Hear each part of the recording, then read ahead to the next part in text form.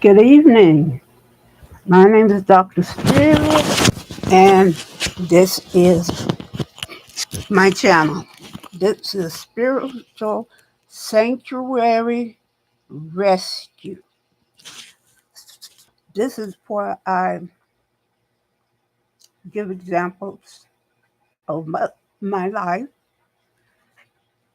uh, and teach you different things about spirituality. So, the first thing is today's prayer, and the prayer is, but those who trust in the Lord will find new strength. Isaiah 40, verse 31. Okay, so first thing I want to say is this. Uh, as you all know, that my mouth is going through, uh, what do you call it, change. Uh, and I feel that it is due to uh, my two diagnosis, very, very rare diagnosis, but I had been taking care of my teeth, and I had for years, but I guess there's something in these diagnoses that sure does affects the whole body, and of course the teeth is a part of the body, but most people don't realize that. But I did. And I knew that with my illness, that every system of my body,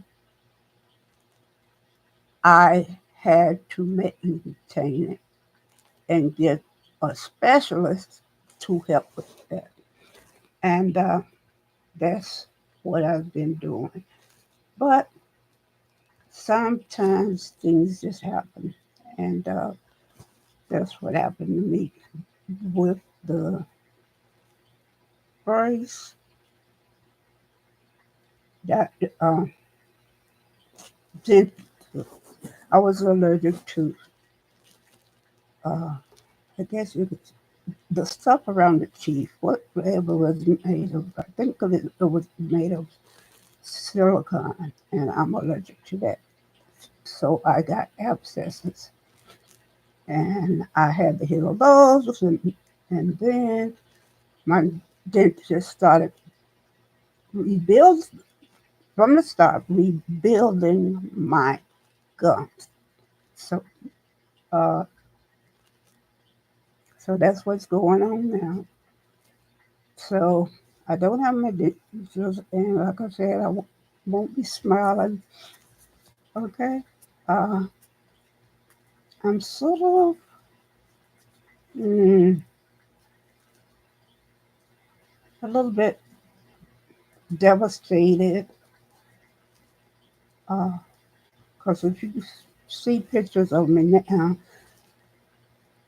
on here, before this, you'll see I have a beautiful smile.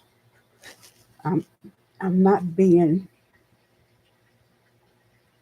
an ego person, but that's honest. I'm being honest. And you want me to be honest, don't you? And my daughter also have a beautiful smile. So I will continue with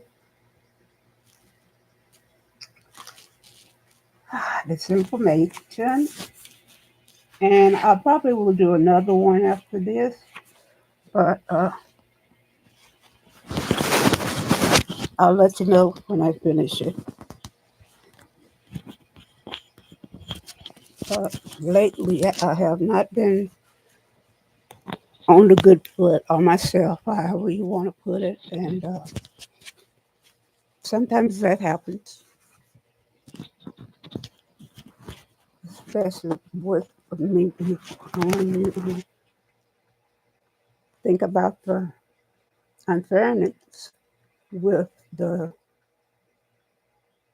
diagnosis of two rare elements, but I don't complain because God blesses me. So,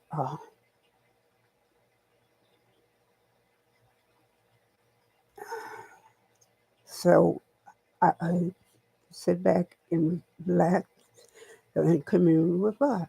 So now let's see here. Where can we start on this? Okay, this is on living my life as an empath. Uh,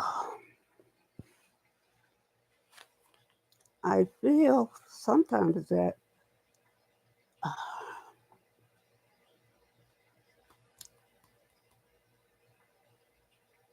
that it's not a blessing, but I know that God gave me this to help with what I'm doing now. But living my life daily as one, it feels like it's not a blessing. But I will go on and give you the definition of an empath. A person who is highly attuned to the emotions of others. And I am sometimes, well, always. I'm not going to say sometimes. Every time I go out and I'm surrounded by people, I can feel it, their emotions, whether they're angry, upset, or happy. And if it's too many, it really messes with my emotions, and sometimes I cannot handle it. It's difficult. And I try as hard as I can to get back to safety, and that's my home. Uh, so, first, I feel that it was put in me by God before I was born because He knew the steps and the history and what was coming, and this would help me with my safety. Okay. With relationships, essential to all relationships, people with very high levels of empathy may have a hard time setting boundaries. Okay? Uh, but with me, I learned early to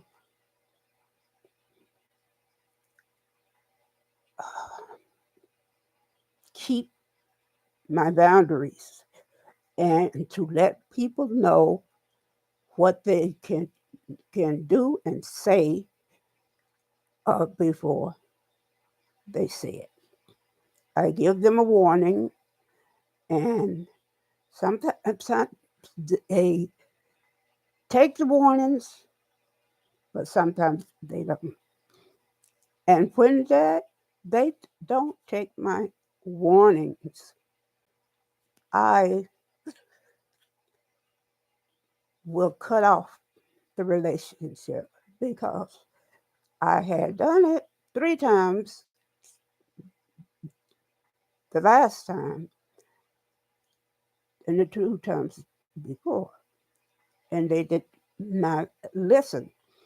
So I figure, okay, that they are not listening to what I'm telling them. They are not respecting my boundaries and respecting me. So I let go of the relationship. I've had to do this, I don't know, well, lately a lot. Okay, but throughout history, a lot. But I think people, because I'm soft spoken and I'm, this is the, I don't talk much, hardly any, yeah, that I am weak. But no, my constitution, my emotions are not weak. So, like I said, I tell them, and and if they don't listen, that's it. The end of the relationship. Okay, all right. I will explain to you how it is living with a narcissist. Better, uh, yet, a whole family of narcissists. I will tell you that I pray no one have to go through what I went through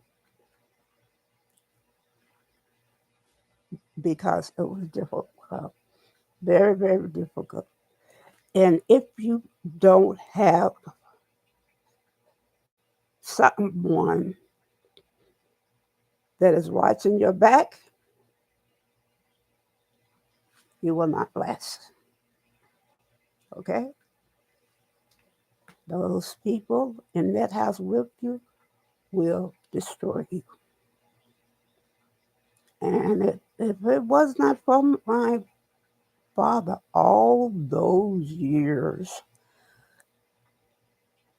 helping me, keeping me out of trouble, keeping people away from me, uh, I wouldn't be here now. Honestly, I'm saying it is the truth. I would not be here because once I got that bullseye on my back from my narcissistic family, I was in danger. Uh, they would do anything to destroy me and my dad. And they did. They tried it. They tried it. But God was watching over us and He protected both of us. I thank God for that. So, living with a narcissist, you have to keep your eyes open, uh, and don't become triggered. At least don't let them see you that you are triggered, okay? Because they would try it all the time, all the time, all the time. Because narcissists thrive on chaos. Yes. Woo. And I discovered that when they are doing this, that they have a smile on their face. Okay? And it's like, wow, they like it. So I, in my emotions, was always up, down, up, that. First they love me, second they don't. First they're trying to kill me, and then they don't. And it's like I oh I think that's why my GI system flared early. When I was a little girl, because I was under this all these strong negative emotion, and as an empath, it impacted me greatly, very, very strong. So I think that's why, well, I'm pretty sure that's why I stayed to myself a lot and didn't speak. Uh, I would like, I remember one day that I had uh, came out of the house, and I think it was probably when I was older. I was like, I don't know, maybe 11, something like that, or 10. And I don't remember anybody in the house. That's strange because there's other times I don't remember anybody being around, but maybe my dad, and that's odd. Okay, I'm sure there was something going on or something. But I walked out of uh,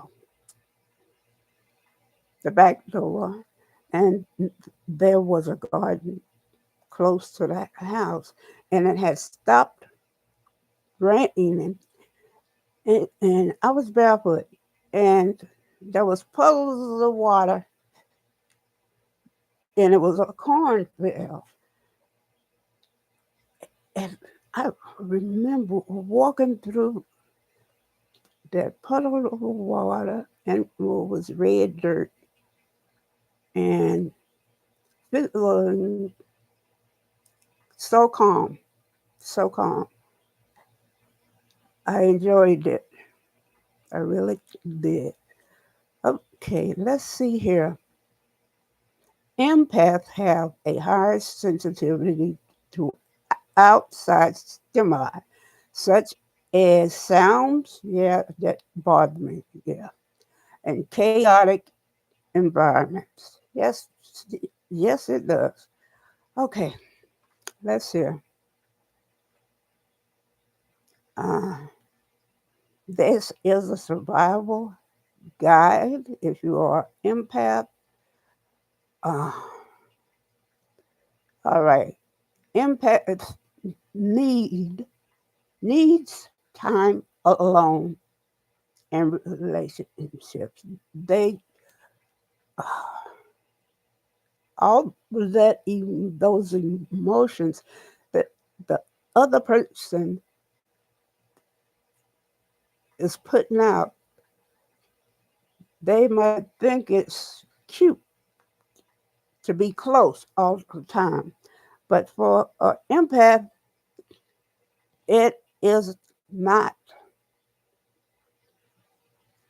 It is not good for them to be close to anyone 24/7. They need the alone time to reboot. Okay.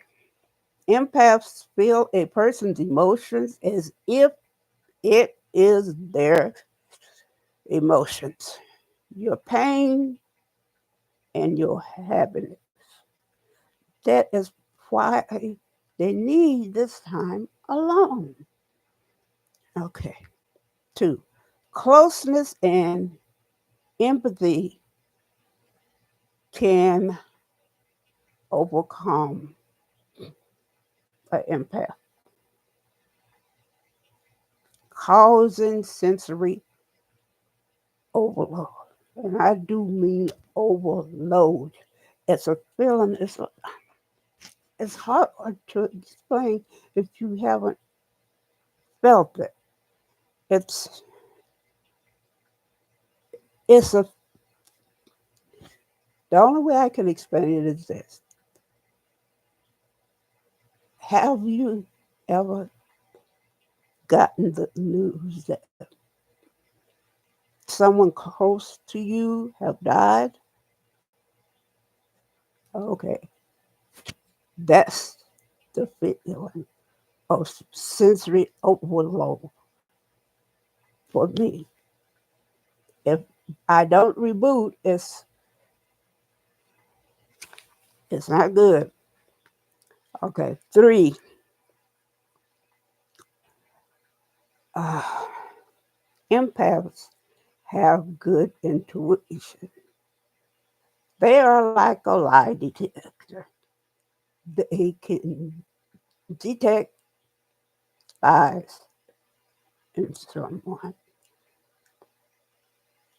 And if you are, they usually they usually do not let you know. Okay? They put it in that file, doom, doom, doom, like a computer in my brain and a heart that this could protect me. So when I get this intuition that a person is lying, I just put it in the file and check with it later. Okay. Uh, Take comfort in nature. I do. I do. That's why I was the only one that did not want to leave our phone. I love nature, natural things, and it helps to reboot with nature. Okay, they need calming spaces. Yeah, that's so true, so true. Okay, no crowds. Mm-mm. Crowds are hard on me, really hard on me. It's like, oh wow, easily overwhelmed. Hard, not caring. I care about everybody. Okay, vulnerable to manipulation uh, and are toxic behavior. I have to keep my distance from toxic relations and manipulation. I have to be careful of that. High sensitivity to sounds, smells, or sensitive.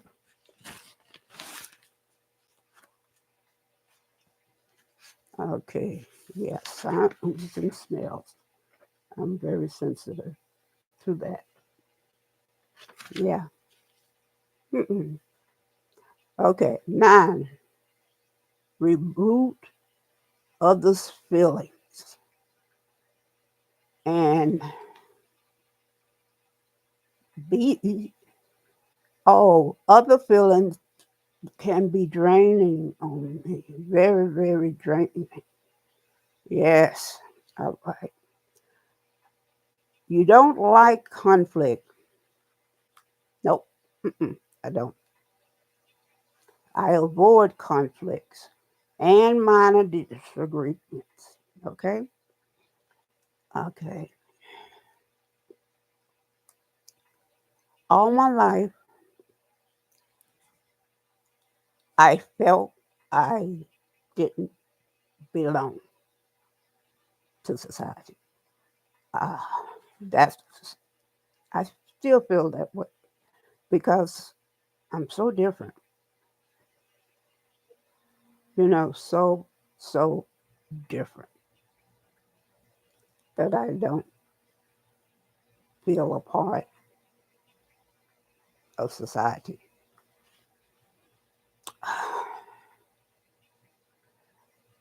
All right, let's see here. It's hard for me to relating to others, and I'm very private, and also too, I avoid talking about my sensitivities only now there because there's people out there that have